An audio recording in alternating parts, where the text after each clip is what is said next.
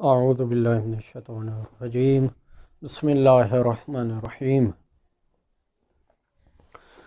الحمد للہ رب العالمین والصلاة والسلام علی خیر خلقہ محمد وآلہ الطیبین واللعنۃ الدائمۃ علی اعدائہم اجمعین۔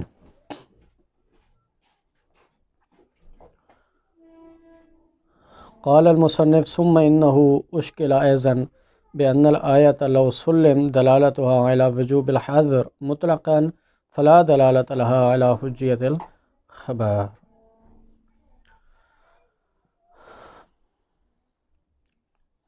حوزہ علمیہ نجف اشرف میں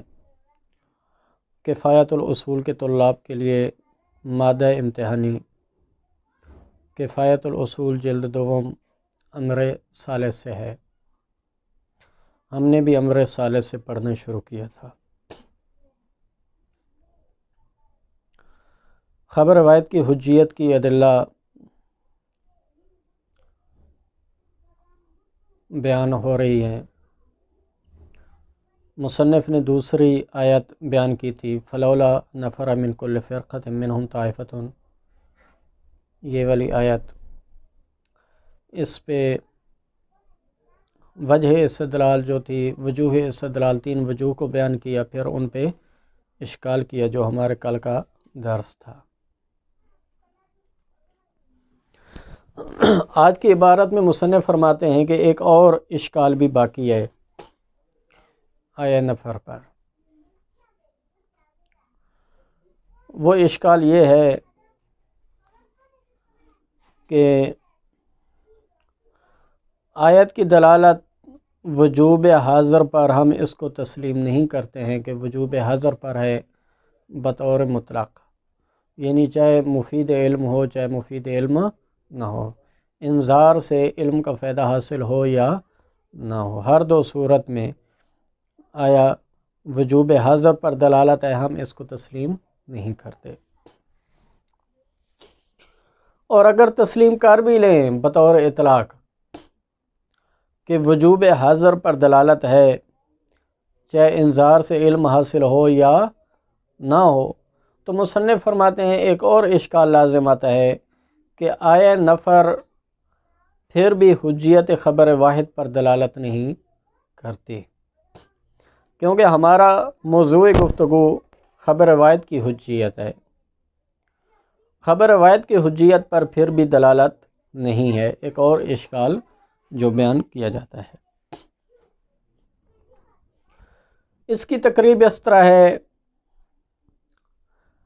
کہ انذار جو ہے یہ صفت ہے، انذار کرنا جو یعنی کہ جو مسلمات میں، یعنی ایسے احکام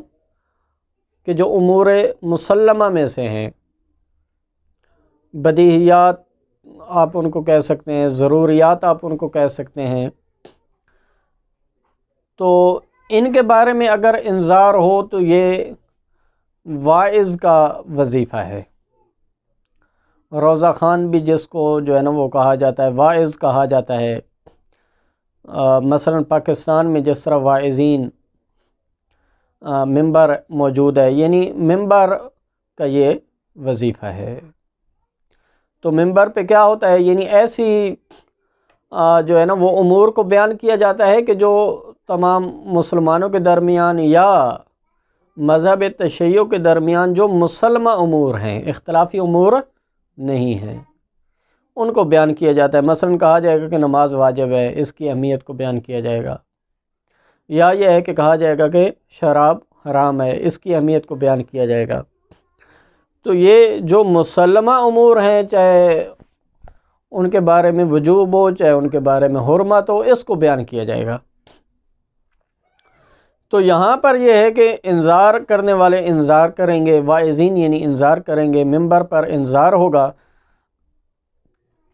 اور جو سامعین ہوں گے وہ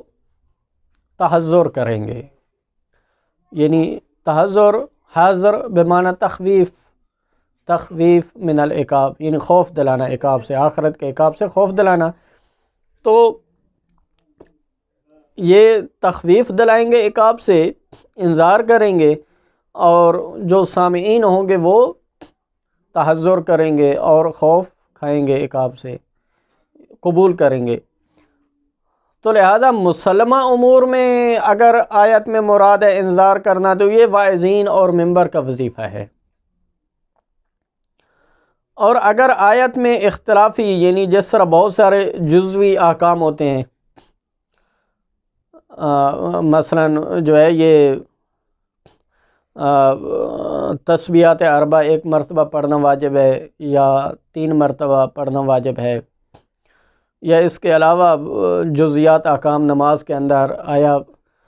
سورہ واجب ہے کہ واجب نہیں ہے، یا اسی طرح جو ہے نا وہ شراب کی مختلف قسموں کے بارے میں بیان کرنا، تمام تر یہ تفصیلات۔ اگر آیت میں یہ انذار سے مراد ہے تو یہ مفتی کا وظیفہ ہے، لہذا یہ مفتی اور مجتہد کا وظیفہ ہے کہ وہ وجوب یا حرمت کو بیان کرے استنباط کر کے، اور جو اس کے مقلدین ہوں گے ان پر واجب ہے کہ وہ اس کو قبول کریں۔ اس یعنی اجمالی دلیل کے ساتھ کہ مجتہد کا قول ان کے حق میں حجت ہے اور مفتی کا قول ان کے حق میں حجت ہے، لہذا وہ اس کو قبول کریں۔ تو آیت میں انذار سے مراد اگر یہ ہے استنباط، یعنی استنباط کر کے شرعی حکم کو بیان کرنا، خدا کی طرف سے پیغام کو دوسروں تک پہنچانا استنباط کر کے، تو یہ مجتہد اور مفتی کا وظیفہ ہے۔ لہذا ہر دو صورت میں راوی کے ساتھ اس کا کوئی تعلق نہیں ہے، کیونکہ راوی نہ ہی واعظ ہوتا ہے نہ ہی مفتی ہوتا ہے، اس نے جیسا سنا امام علیہ الصلوۃ والسلام سے روایت سنی اسی طرح اس نے آگے بیان کر دی، کیونکہ استنباط میں تو عام خاص مطلق مقید یہ تمام چیزیں ہوتی ہیں، جبکہ راوی تو ایک روایت کو بیان کر رہا ہے۔ لہذا بلکہ بعض کا راوی ممکن ہے وہ الفاظ کے معنی کی طرف متوجہ بھی نہ ہو کہ اس کا معنی کیا بنتا ہے، اس نے جیسے لفظ سنے امام علیہ السلام سے اس نے آگے بیان کر دیا اور معنی اور مفہوم کی طرف متوجہ بھی نہیں ہوا۔ تو لہذا خبر واحد کی حجیت پر آیت کی کوئی دلالت نہیں ہے، تاکہ ہم کہیں کہ خبر واحد حجت ہے۔ مصنف یہ فرماتے ہیں کہ بات ایسی نہیں ہے جیسے آپ لوگوں نے سمجھی ہے، کیونکہ صدر اول میں جو روات تھے ان کی صورتحال کوئی ایسی نہیں تھی کہ وہ روایت امام علیہ السلام سے سنتے تھے اور وہ معنی اور مفہوم کو سمجھتے بھی نہیں تھے اور آگے نقل کر دیتے تھے۔ ہاں کم قلیل ممکن ہے ایسا ہو سکتا ہے، یعنی طبعاً جب اس حد تک روات موجود ہیں تو کہیں پر ایسا ہو بھی سکتا ہے، اسی وجہ سے وہ روایت میں یہ بھی ہے کہ ربہ حامل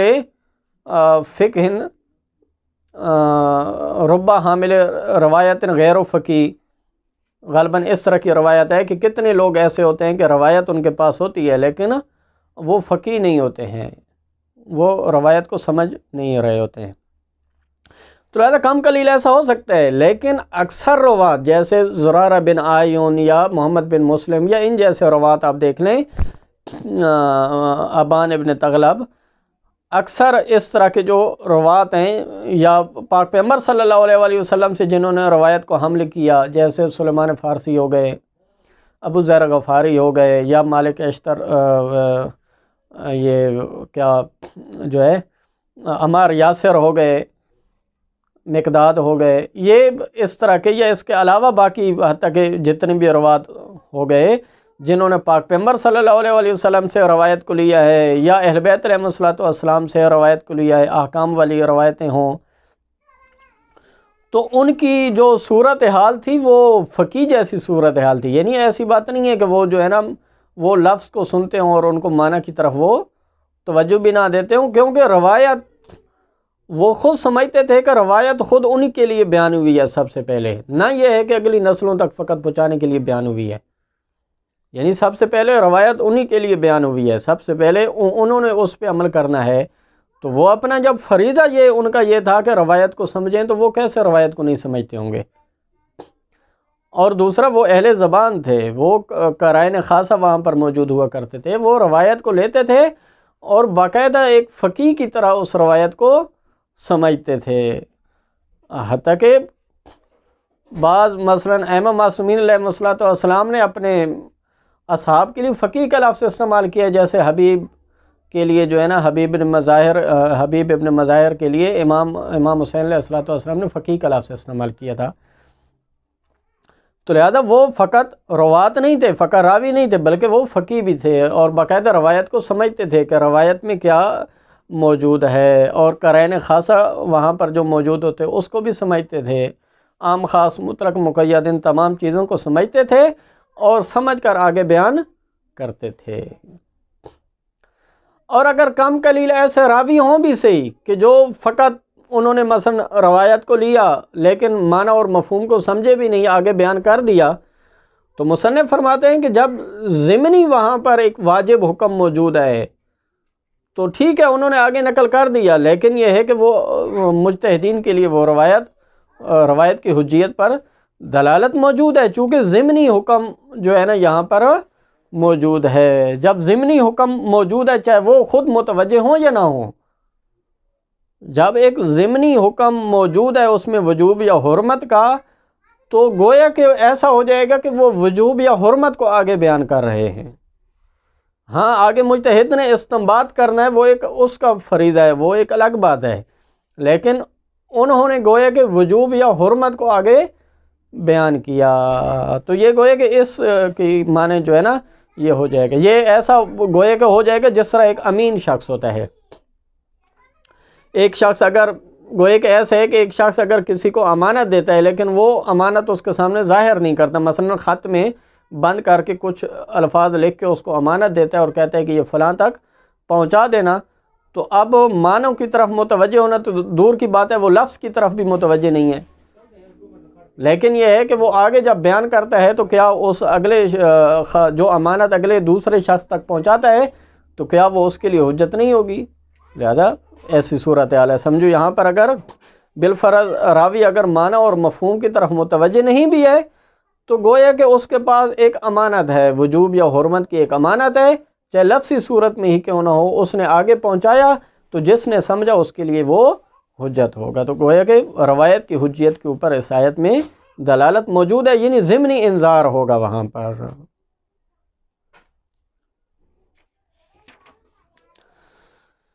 فرماتے ہیں ثم انہ اشکل ایضاً، یہاں پر یہ اشکال بھی کیا گیا ہے کہ بین الآیت لو سلم دلالتھا، اگر ہم تسلیم کر بھی لیں، یعنی اولا تو ہم تسلیم نہیں کرتے کہ آیت کی نفر کی دلالت جو ہے یہ مطلقاً موجود ہے خبر وید کی حجیت کے اوپر، تحذر کے وجوب پر، چاہے وہ علم کا فائدہ دے یا نہ دے انذار۔ اگر ہم تسلیم کر بھی لیں اس کو علی وجوب الحظر مطلقاً، فلا دلالت لہا علی حجیت الخبر بما ہوا خبر، لہذا خبر بما ہوا خبر کی حجیت کے اوپر اس کی دلالت نہیں ہے آیا نفر کی۔ حیث انہ لیس شان الراوی، کیوں؟ اس لیے کہ راوی کی شان نہیں ہوتی الا الاخبار بما تحملہ، راوی کی شان یہ ہوتی ہے کہ صرف وہ جو اس نے ضبط کیا ہے اس کو اس نے آگے بیان کرنا ہے، راوی کی یہ شان ہوتی ہے۔ للتخویف والانذار، اس کا مطلب راوی کا مقصد مخاطبین کو تخویف من العقاب، تخویف دلانا بھی نہیں ہوتا کیونکہ وہ معنی اور مفہوم کی طرف متوجہ بھی نہیں ہے، والانذار، اور انذار کرنا بھی اس کا جو ہے نا وہ فریضہ وظیفہ نہیں ہوتا۔ وَإِنَّمَا هُوَ شَانُ الْمُرشد، یہ تخویف اور انذار یہ مرشد کی شان ہوتی ہے، واعظ کی شان ہوتی ہے، اویل مجتہد یا مجتہد کی شان ہوتی ہے۔ بالنسبت الی المسترشد، مرشد کی شان ہوتی ہے سامعین کی طرف نسبت دیتے ہوئے، یعنی ممبر پر بیٹھ کر جو مرشد ہوگا، جو واعظ ہوگا، وہ سامعین کو جو ہے وہ تخویف کرے گا اور مسلمہ امور کے بارے میں وہ بتائے گا، اور مسترشد یا سامع پر واجب ہوگا کہ وہ اس کی بات کو قبول کرے۔ اول مقلد، یا یہ ہے کہ مجتہد اگر ہے اختلافی مسائل میں وہ اپنا استنباط کر کے اپنی نظر بیان کرتا ہے تو اس کے مقلد کے اوپر واجب ہے قبول کرنا اس کو۔ تو لہذا آیہ نفر ان دو جو ہے نا وہ مورد میں دلالت کرتی ہے۔ کل تو مصنف فرماتے ہیں کہ لا یذهب علیک، لیکن یہ بات آپ پر مخفی نہ رہے کہ انہ لیس حال الروات فی الصدر الاول فی نقل ما تحملوا من النبی صلی اللہ علیہ وآلہ وسلم وعلی اہل بیتہ الکرام علیہم الصلاۃ والسلام اول امام علیہ الصلاۃ والسلام من الاحکام۔ مصنف فرماتے ہیں کہ صدر اول میں روات کی جو شان تھی وہ ایسی نہیں تھی فی نقل ما تحملوا، کہ جو انہوں نے ضابط کیا پاک پیغمبر صلی اللہ علیہ وآلہ وسلم سے، جو حاصل کیا، جو متحمل ہوئے اور اہل بیت علیہ الصلوۃ والسلام سے، یا بعد میں کسی امام علیہ الصلوۃ والسلام سے، انہوں نے احکام کو جو ضابط کیا، احکام کو جو متحمل ہوئے الی الانام باقی لوگوں تک پہنچانے کے لیے، تو مصنف فرماتے ہیں کہ صدر اول میں روات کی حالت ایسی نہیں تھی ہے کہ وہ معنی اور مفہوم کی طرف متوجہ بھی نہ ہوں، اللہ کا حال نقل الفتاوی الی العوام، مگر یہ کہ روات کی یہی شان تھی جس طرح مجتہد کی شان فتاوی کے نقل کرنے میں ہوتی ہے عوام تک۔ ولا شبہۃ، یعنی جو فتاوی کو نقل کرتے ہیں عوام تک، ولا شبہۃ فی انہ یصح منہ التخفیف فی مقام الابلاغ والانذار والتحذیر بالبلاغ۔ تو یہاں پر یہ فتاوی کے نقل کرنے میں البتہ دو معنی مراد ہو سکتے ہیں کہ عوام تک فتاوی نقل کرنے والی جس طرح واعظین ہوتے ہیں، یہ بھی ہو سکتی ہے ان کی طرح شان تھی، یا یہ بھی معنی مراد ہو سکتا ہے کہ باقاعدہ فتاوی کو، یعنی اپنے فتویٰ کو استنباط کر کے آگے عوام تک نقل کرنا، یعنی مجتہد جیسی ان کی شان تھی، یا یہ ہے کہ کچھ راوی ایسے بھی ہو سکتے ہیں کہ ان کی شان کو ایک ایسی تھی جس طرح واعظین ممبر پر بیٹھ کر مجتہدین کے فتاوی عوام تک پہنچا دیتے ہیں۔ ولا شبہۃ فی انہ یصح منہم، لیکن مصنف فرماتے ہیں کہ اگر یہ دوسرا معنی بھی مراد لیں کہ ان کی شان ناقلین جیسی تھی گویا کہ، تو پھر بھی یہ ہے کہ ان سے صحیح ہے التخفیف فی مقام الابلاغ والانذار، یعنی گویا کہ پھر بھی وہ تخفیف جو ہے نا وہ دلا رہے ہیں مقام ابلاغ میں، مقام انذار میں، اور تحذیر وہ کر رہے ہیں بالبلاغ، اسی پہنچانے کے ساتھ، یعنی ضمنی بلاغ موجود ہے یہاں پر، ضمنی انذار موجود ہے، یعنی اس نے روایت نقل کی، اس نے فقط نقل کی ہے، لیکن اسی روایت کے اندر وجوب یا حرمت موجود ہے، تو اس نے گویا کہ وجوب یا حرمت کو نقل کیا۔ فقط من روات سے بھی ایسے ہے، تو فرماتے ہیں فالآیۃ لو فرض دلالت علی حجیت نقل راوی، آیت کی دلالت کو اگر فرض کر لیا جائے علی حجیت نقل راوی کا نقل کرنا حجت ہے، کم از کم یہ بھی اگر فرض کر لیں کہ جس طرح اگر یعنی کہ آپ نے اگر ناقلین کی طرح ہے، تو جس طرح یعنی کہ ناقلین فتاوی اگر ایسا نقل کر سکتے ہیں، تو راوی کی کم از کم اتنی تو آیت دلالت کرتی ہے کہ راوی کے لیے جو ہے نا نقل کرنا صحیح ہے روایت کو۔ اذا کان ما تخفیف، جب وہ تخفیف ضمنی موجود ہو، جب اسی روایت کے اندر تخفیف موجود ہو، وجوب یا حرمت موجود ہو، تو کان نقل و حجتاً، تو وہاں پر نقل حجت ہوگا راوی کا، بدون تخفیف ہے بے شک، یعنی وہ موجود اس کے قصد میں نہیں ہے تخفیف کرنا، راوی کے قصد میں نہیں ہے کہ وہ تخفیف کرے، لیکن ضمناً تخفیف موجود ہے اور ضمناً جو ہے وجوب یا حرمت موجود ہے، تو یہ نقل حجت ہو جائے گا بدون تخفیف بھی، لہذا الفاصل بینہما جزمن، کیونکہ کوئی درمیان میں یعنی ایسی فاصلہ موجود نہیں ہے کہ کیسے ایسا ہو سکتا ہے، مگر یعنی کہ اگر نقل حجت ہو اور پھر یہ ہے کہ ہم یہ کہیں کہ یعنی کہ تخفیف کا بے شک مثلا کوئی ایسا فاصلہ موجود نہیں ہے کہ ہم کہیں کہ تخفیف اگر اس کا قصد ہو تو وہ روایت کو نقل کر سکتا ہے، اور تخفیف کا قصد نہ ہو تو وہ روایت کو نقل نہیں کر سکتا، ایسا کوئی جو ہے نا دو قولوں کا فاصلہ موجود نہیں ہے۔ ہاں اگر نقل کی حجیت پر جب دلالت موجود ہے تو وہ بطور مطلق ہوگی، یعنی کہ نقل کر سکتا ہے روایت کو، اب چاہے وہ جو ہے نا تخویف کا قصد ہو اس کا، یعنی خود معنی اور مفہوم کی طرف متوجہ ہو، یا تخویف کا قصد نہ ہو لیکن تخویف ضمنی موجود ہو۔ وصلی اللہ علی محمد وآل محمد۔